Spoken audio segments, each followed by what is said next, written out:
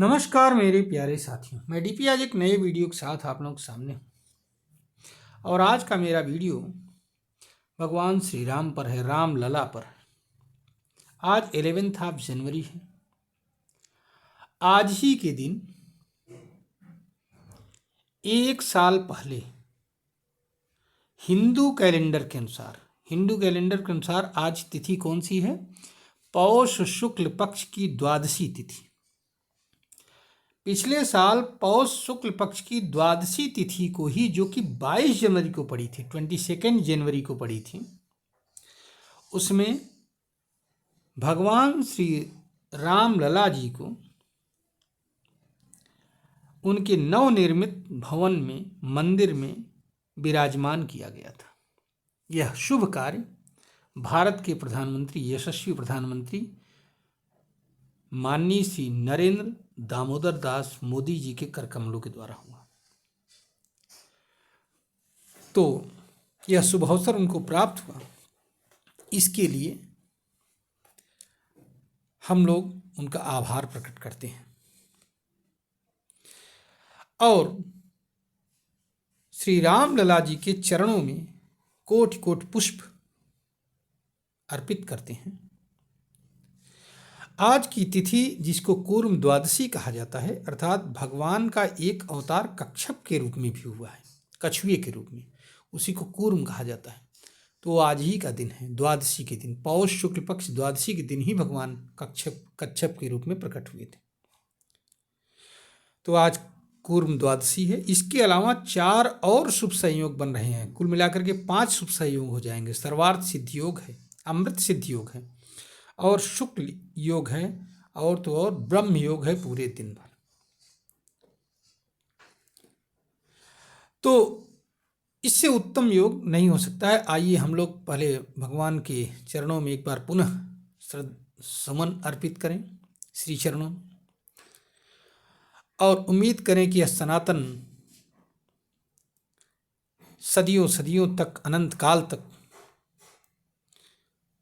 भगवान श्री रामचंद्र जी की उपासना करता रहे और इसी तरह से फलता फूलता रहे। बहुत सारे प्रश्न पैदा होते हैं आज के दिन जब विचार करते हैं। आज से 2 साल पहले, 3 साल पहले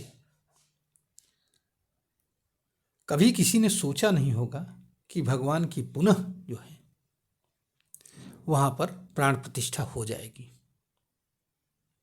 टेंट में पड़े रहे, पहले तो दूसरे के एक विवादित भवन में पड़े रहे, ढांचे में,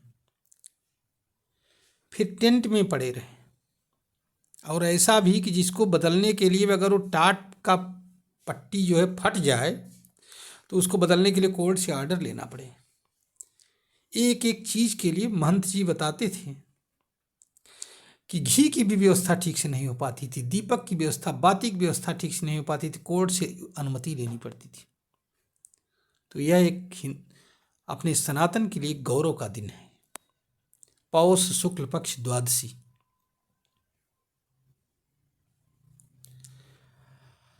अब केवल हमारे ही ऐसे, अर्थात सनातन के ही ऐसे भगवान हैं जो अपने लिए घर के, जो ऐसा देव जो दूसरों को घर देता हो, देवाधिदेव हो, प्रभु हो, उसको अपने ही घर के लिए अपना ही मुकदमा लड़ना पड़ा।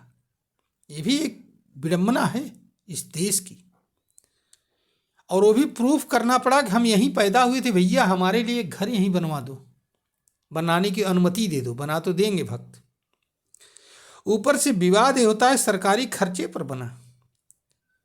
तो यह जान लेना चाहिए कि सरकारी खर्चे पर यह नहीं बना है, ये सनातनियों के पैसे से बना हुआ है। और सरकार इसमें कुछ नहीं दे रही, ध्यान रखिएगा। सरकार ने सिर्फ 1 रुपया दिया है, सिंबॉलिकल। ये वही देश है जहाँ की भगवान श्री राम पैदा हुए और उनको ये सिद्ध करना पड़ा। सोचिए, विडंबना देखिए, विडंबना है इस देश की कि हमारे ईष्ट को ही सिद्ध करना पड़ रहा है कि हम यहाँ पैदा हुए हैं भैया, हमारे लिए एक घर बनवा दो, हमारा घर छोड़ दो, अभी भी करना पड़ रहा है। दूसरी बात, प्रश्न ये भी उठता है कि क्या होगा मंदिर बनवा करके। तो उन लोगों को शायद जवाब मिल गया होगा। अब वो अगर अयोध्या जाएं और आज से 5 साल पहले अयोध्या गए होंगे तो दोनों लोगों को जवाब मिल गया होगा कि क्या हो गया मंदिर बनने से। आज की अयोध्या और 5 साल पहले की अयोध्या में जमीन आसमान का फर्क है। विकास, पैसे, टूरिस्टों का आगमन, पर्यटकों का, धार्मिक पर्यटन के लिए, दर्शनार्थियों का आगमन, पर्यटक तो नहीं कहेंगे हम, ये बहुत छोटी बात हो जाएगी, दर्शनार्थियों का आगमन, क्षमा चाहता हूँ मैं अपने शब्द के लिए। तो दर्शनार्थियों का आगमन जिससे इकोनॉमी को कितना फायदा हुआ, यह भी सोचना है।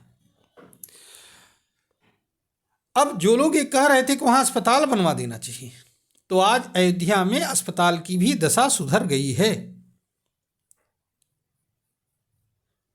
जो लोग कह रहे थे हो सकता है कुछ और भी भवनों के निर्माण के लिए, जिनका नाम नहीं ले सकता हूँ, तो उनको भी समझ में आ गया होगा मंदिर बनने से क्या फायदा हुआ। उस मंदिर में जनरेट होने वाले रेवेन्यू से आसपास नहीं, पूरे देश नहीं, पूरे विश्व में पता नहीं कितने अस्पताल बन जाएंगे। क्योंकि ये सनातन की परंपरा है, हिंदू धर्म की परंपरा है। ऐसे कि जब वहाँ मंदिर में चढ़ावा आता है तो उसका उपयोग जनसाधारण के कल्याण के लिए भी किया जाता है। यह बात हमें ध्यान रखना है। चाहे तिरुपति देवस्थानम ट्रस्ट हो, चाहे जो हो, जहाँ से कि सरकारों ने भी खूब पैसा लूटा, खूब लिया पैसा, लेकिन फिर भी उन्होंने जनहित के कार्य किए। जिनको नहीं मालूम है वो जाकर के उन वेबसाइट्स को खोलें और देखें कि क्या जनहित के कार्य वहाँ पर हो रहे हैं। आइए अपने मर्यादा पुरुषोत्तम राम लला जी को एक बार पुनः नमस्कार करें और प्रार्थना करें कि हे प्रभु, आप हमारे बीच में युगों युगों तक बने रहो, चिरकाल तक बने रहो। हम इसी तरह से आपको देखकर खुश होते रहेंगे और आपका आशीर्वाद और आपकी छत्र छाया हमारे ऊपर बनी रहे, देश के ऊपर बनी रहे, तो हमारा देश खुशहाली में जीता रहेगा। चलिए एक बार पुनः श्रद्धा सुमन अर्पित करते हुए अपनी दूसरी कहानी की तरफ बढ़ते हैं।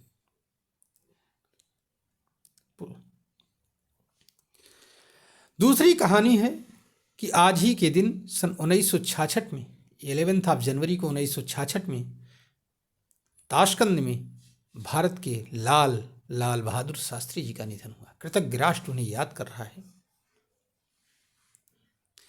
अब उनका निधन हुआ, वे अपने आप मरे, हार्ट अटैक से मरे कहा जाता है, लेकिन मरे या मारे गए ये मैं नहीं कह पाऊँगा, ये आप लोग निर्धारित करिएगा। मैं तो सिर्फ उनके सादगी को, उनके जय जवान जय किसान के नारे को पुनः याद करते हुए प्रणाम कर रहा हूँ, उनको श्रद्धा सुमन अर्पित कर रहा हूँ और उम्मीद कर रहा हूँ कि जनसेवक ऐसे ही होंगे। लेकिन ना ना ना ना ना, जनसेवक ऐसे नहीं होंगे, जल्दी नहीं। अगर अच्छा जनसेवक है तो लंबे समय तक काम करने वाला भी हो। यहाँ शास्त्री जी चूक गए और जो उनके वो थे, क्या नाम है, शत्रु, उनकी कुटिल चालें यहाँ सक्सेस हो गई, सफल हो गई। शास्त्री जी पिछड़ गए बेचारे, सादगी के मारे थे, क्या करें। इसलिए ऐसा हमें शास्त्री जैसा सादगी तो चाहिए, लेकिन दिमाग भी उसका उतना ही कुटिल और शातिर हो जो अपने विरोधियों को मात दे सके और देश का विकास कर सके। तो चलिए एक बार पुनः इस उम्मीद के साथ शास्त्री जी को श्रद्धा सुमन अर्पित करते हैं, अपना याद करते हुए उनको। मैं आज अपना एक और वीडियो पुराना भेजूंगा, हो सकेगा तो उसको देखिएगा जरूर साथियों। उसमें शास्त्री जी के निधन से संबंधित बहुत सारी बातें, मृत्यु से संबंधित बहुत सारी बातें बताई गई हैं और अपना कमेंट लिखिएगा उस पर। वो वीडियो थोड़ा सा लंबा होगा लेकिन देखिएगा। चलिए तो अपने भगवान श्री राम लला को प्रणाम करते हैं और शास्त्री जी को श्रद्धासुमन अर्पित करते हुए आगे बढ़ते हैं। आज का वीडियो समाप्त करते हैं। धन्यवाद, नमस्कार, जय हिंद, जय भारत, वंदे मातरम।